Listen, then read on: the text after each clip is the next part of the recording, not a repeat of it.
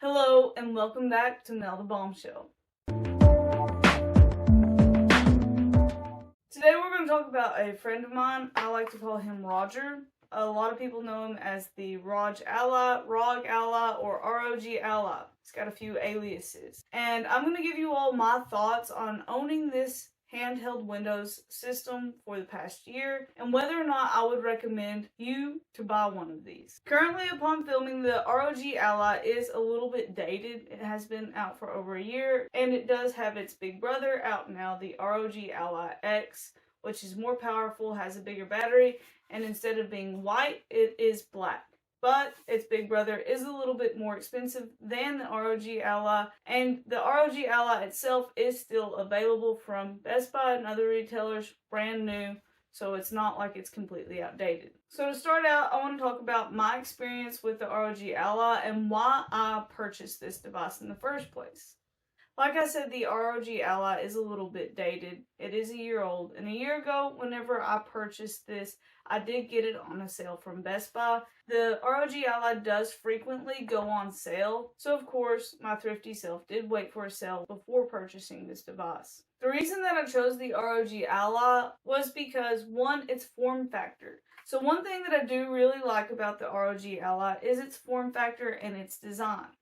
The main design thing that you will see about this is, of course, its color. It is bright white. A lot of handhelds out there, including the Lenovo Legion Go, the Steam Deck OLED, MSI Claw, and even the ROG Ally X are black in color with no white option. So to me, seeing a white handheld did stand out and made me want it just a little bit more. Another cool thing about this is that it has some reflective designs and the ROG logos and things on there that make it look a little bit more special or a little bit more gamery, I guess. Just made it seem cooler than some other competitors. I also really like the size of this device. I am a small person with small hands, so having a device that fits my hands, especially a larger handheld, is kind of difficult sometimes.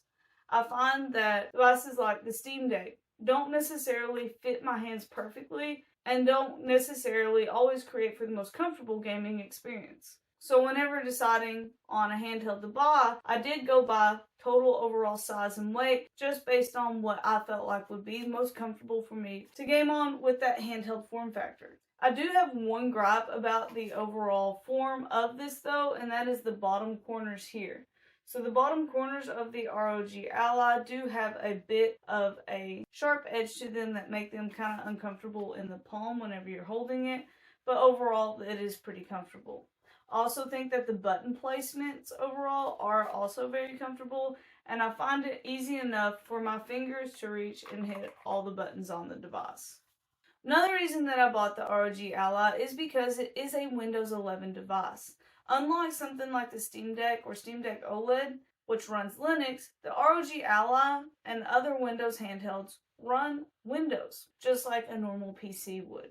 This gives you access to games that you can't necessarily get or play easily on the Steam Deck. So if you're someone that likes games like Destiny 2, or Minecraft, or if you're someone that wants to play Game Pass games natively on your device, the Steam Deck just won't cut it. That's when you need a Windows handheld. So at the time of buying the ROG Ally, I had recently become a Game Pass member. So even though I already had the Steam Deck as a handheld, I started looking into the Windows handhelds to where I could take Minecraft, I could take Starfield, and I could take all of my Game Pass games on the go natively. And that is the main reason that I purchased and chose the ROG Ally. And I will say that my experience playing these games on the ROG has been amazing. The ROG plays them very well. It's got multiple different choices for performance grades based on how much battery you want to use, and it plays these games super easy. Yes, I know Starfield is available on Steam and I could play it on the Steam Deck, but why do that if I can play it through my Game Pass subscription? I also am a big fan of Minecraft, and I wanted to play Minecraft on the go in a way that could sync with my worlds on my PC. So having an additional Windows device that I could carry around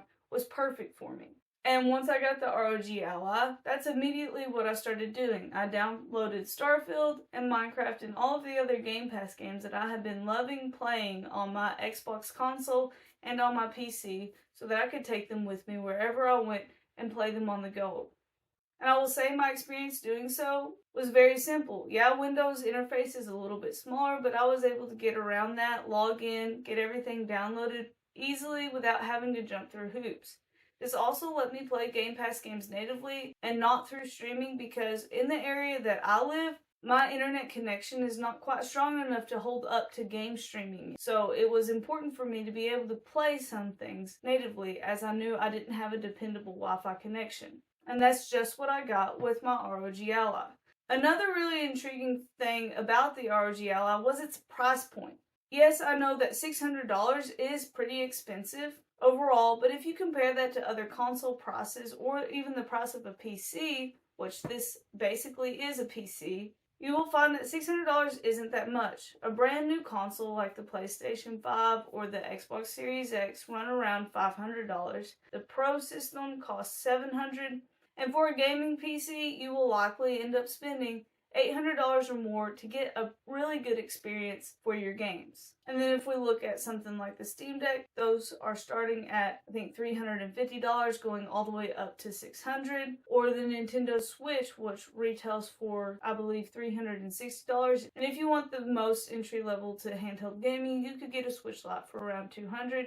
But still, that puts the ROG Ally right in the market, right in the range of all of those systems. At a little bit more than your consoles would be, but you do get the Windows experience. You could plug this in and use it as a PC itself, and you get access to all of the qualities that a PC would come with in the handheld form factor. So that is a lot of good things and a lot of attractive things that made me attracted to purchasing the ROG Ally. Another draw that some people have to the ROG Ally is the fact that you can plug in a USB-C dock and an HDMI cable into the device and actually use it as a PC. I've done this once before just to see what it was kind of like. However, that wasn't a function that I was really using. So that's one major benefit, or one really cool thing you can do with this device that I wasn't even doing. However, after spending a year with my friend Roger here, I have discovered a lot of issues with our relationship that have made me decide not keep him around so long. Despite its benefits and despite its amazing qualities, it does have a lot of drawbacks.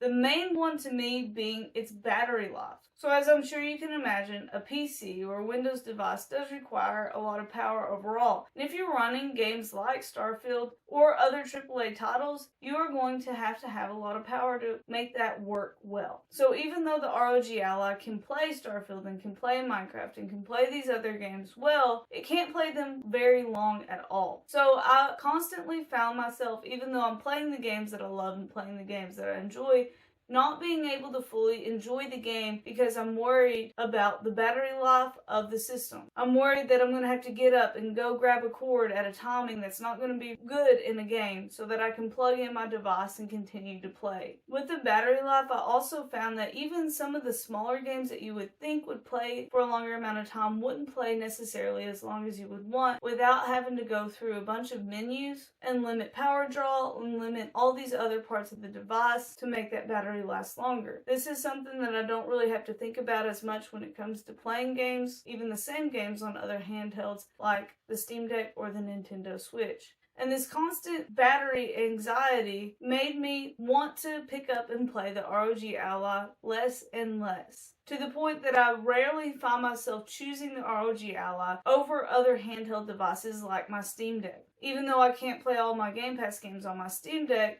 I've got plenty on there that I can play for longer and also have the ability to suspend more easily than I do on the ROG Ally. Which brings me to our next point, the weird Windows things that happen on a Windows device. So if you are a Windows user, you know that Windows comes with little quirks that make it sometimes annoying, sometimes aggravating, despite all of its amazing functions. That also occurs on the ROG Ally. So with the ROG Ally, it's not quite like the Steam Deck or the Switch, where you can just click the button at the top and it suspends perfectly until you click the button again. I found that a lot of the times when I would click the button, it would lock down my system where I would have to re-log in, and it may mess up my save progress or mess up where I am in a game title to where I would have to go back, reload a save, or do something else before I could play again. Another major gripe that I have about the ROG Ally is its storage size. So the ROG Ally, even with the Z1 Extreme processor, only comes with 512 gigabytes of storage. And for today's games, especially the larger AAA titles that are featured on something like Game Pass, that just isn't enough. Now, the ROG Ally does have a micro SD card slot that you can use as an expandable storage spot and add in more space for your games. However, the ROG Ally does have known issues with that spot due to thermals that can cause that storage card to get corrupt. And me personally, I didn't really want to take the chance on putting a micro SD that may get destroyed, especially like a 1 terabyte micro SD, which isn't really a cheap thing to begin with, inside of a system that may just destroy it. So since I wasn't willing to do that, I was limited to that 512 gigabytes of storage, which constantly was forcing me to have to delete and reinstall games. And for someone with very slow internet and download speeds, that isn't something I want to constantly be doing, especially for larger titles. So overall, despite being able to play my Game Pass games and easily access the other game stores outside of Steam on a handheld device, the battery life and limited amount of storage on the ROG Ally, as it is when you get it, just wasn't enough to keep me hooked. Do I regret purchasing this? Not really. I did enjoy my time with it and enjoyed what I got to experience with it, and I'm glad I got to experience this device on its own. However, this will be one of the last days that this is in my hands in front of me, because I will be selling my ROG Ally. I do not plan on keeping it. I just don't use it enough. I want someone else that really wants this to get to use it.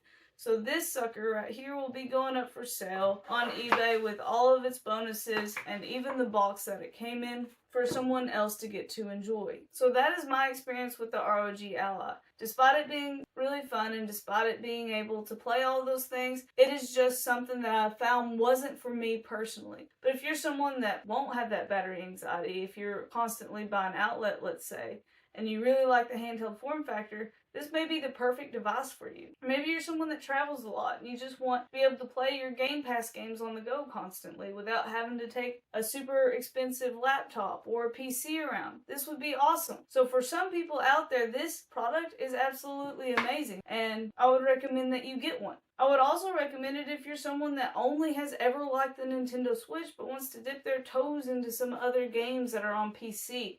This would be a great device. It's a great stepping stone from the Switch to other games because you get that handheld form factor, but you could also boot it up and play it on a screen with a controller if you wanted to. I hope that if you're someone that was wondering whether or not the ROG Ally was right for you, that this video helps you kind of get a little bit closer to that conclusion. This by no means is a negative review on the Ally, as the Ally is an amazing device. So once again, I hope this video helped you, and I hope to see you all again soon on Mel the Bombshell. I'll see you all later. Bye.